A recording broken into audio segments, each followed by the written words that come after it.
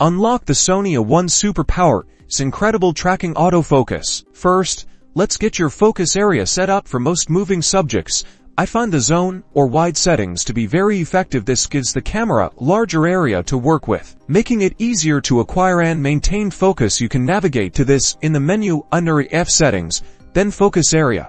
Once you've chosen your focus area, you'll need to tell the camera what to track. The A1's Realtime Eye AF is phenomenal. When you half-press the shutter or the AF on button, the camera will automatically detect and lock onto eyes. If a face is detected but not eyes, it will track the face. For more specific control, you can manually select your subject type. Go into the F settings and look for AF subject selection here. You can prioritize humans, animals, or birds. This tells the camera's intelligent tracking system exactly what to look for, improving its accuracy significantly. Now, the magic happens when you combine these settings with continuous autofocus, or AFC. Make sure your drive mode is set to continuous shooting and your focus mode is set to AFC. This tells the camera to constantly adjust focus as long as you hold down the shutter or AF button, keeping your subject sharp as they move. Customization is key, and the A1 offers incredible control. Dive into AF settings and find tracking sensitivity. A higher number means the camera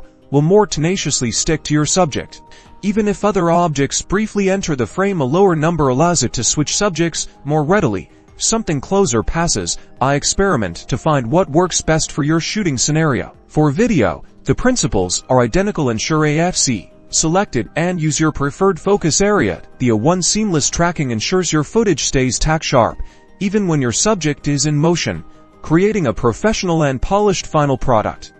Mastering the Sony A1's tracking autofocus is a game-changer for capturing sharp, compelling stills and video, no matter how fast your subject moves.